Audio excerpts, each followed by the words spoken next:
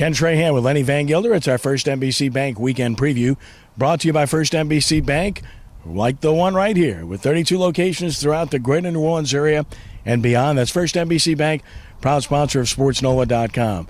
Well, just when you thought things couldn't get any worse for the Pelicans, now Anthony Davis goes and hurts his shoulder in a loss at Dallas in a nationally televised game. And this is your basic nightmare of a season, isn't it? It's starting to turn into that, if it wasn't already, with the injuries. It's is anyone going to make it through 82 games? That's the question. And no news as we tape this on Davis. Expect to hear some things in very short order, and stay with us here at SportsNola.com. As soon as we've got it, we will let you know about it.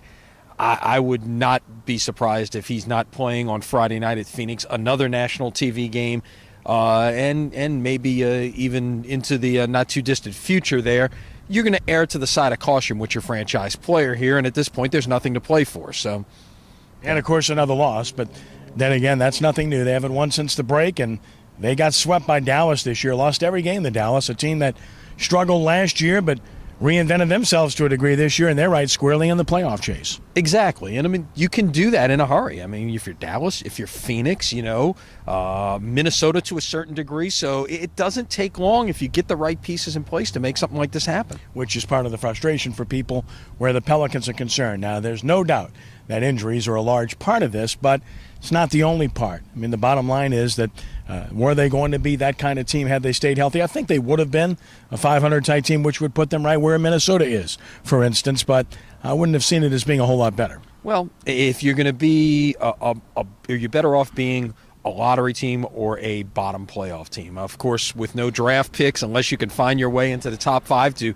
keep your own protected pick in the Jrue Holiday trade, it's really a moot point anyway. It certainly is. College basketball, and Tulane, another good win. And again, we've talked about them and UNO continuing to really surprise, I think would be the right word based upon the way they've played in conference play. UNO, because of where they're at with their program, really impressive. Tulane, because they lost so many players, and everyone kind of figured this was going to be a disastrous season for them, and it's been nothing of the sort. No, it hasn't been. And last night, getting way behind early, coming back and getting a win over Florida Atlantic. Now they'll head on the road to play FIU this weekend and then close out the regular season middle of the week next week against Southern Miss, which will be a tough test, but the realistic chance of winning in Miami and finishing over 500 in conference play and over 500 for the year, which I don't think any of us would have predicted when the season started.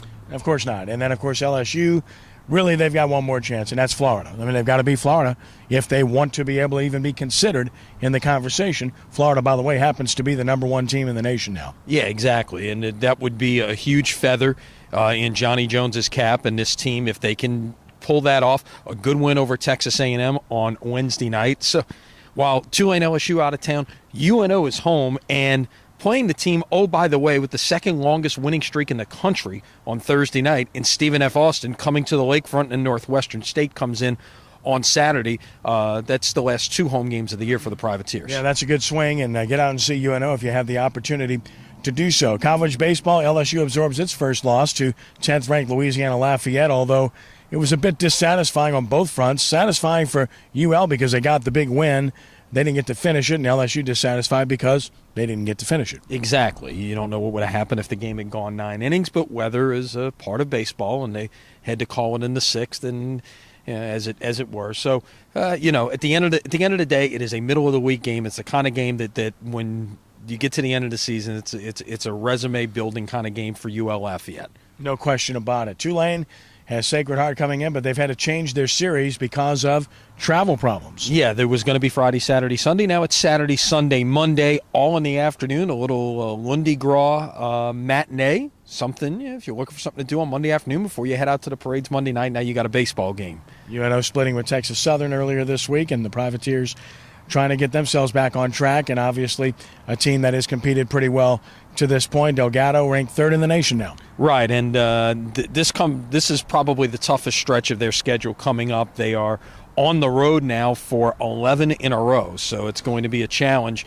to go through this gauntlet, if you will. They're in Pensacola. They'll head up to Mississippi on Mardi Gras, and then they'll make their annual trip to Disney World the day after Mardi Gras. So there's a big challenge here, but since losing the opener, they've won them all. So you can't ask for much more than that. High school state soccer finishing up Friday with the Division I championships, boys and girls, another big championship in our town. And then, of course, the girls basketball championships on the back end next week, followed by the boys championships the following week, both of those taking place in Sulphur. So it's a busy time of the year for prep as well. Yeah, you're getting into those winter championships wrapping up, and high school baseball getting underway today. And in fact, watch at sportsnola.com. We will have here in very soon the announcement of our schedule for the first NBC Bank Prep Showcase. 8 games coming your way in March and April, live here on sportsnola.com, and of course tape delayed on WHNO TV 20. We'll have that announcement coming out with some big-time games. I know you'll enjoy it. And oh, by the way, we give kudos to our friends at WGNO for their baseball classic as well, which starts today. And we'll have a broadcast on radio on WGSO with Brother Martin in West Washita Friday night, 6:45, pregame, 7 o'clock, play-by-play from Wesley Barrow Stadium. It's the first time I'll do a game there. I'm looking forward to it. I've been to the stadium, but I haven't done a game there, so I'm looking forward to that. Yeah, you add another one to the list. But that makes about 582 now for you there. Something like that, yeah. I guess I'm getting old. Lenny, thanks. Have a great weekend. All right, everybody be safe out there for Mardi Gras. That's our First NBC Bank weekend preview, brought to you by First NBC Bank, with 32 locations like the one here near Transcontinental and Veterans. Go and check out a First NBC Bank. They're a proud sponsor of SportsNola.com, and we support them. You should too. For Lenny, I'm Kenny. Have a great weekend, and God bless you.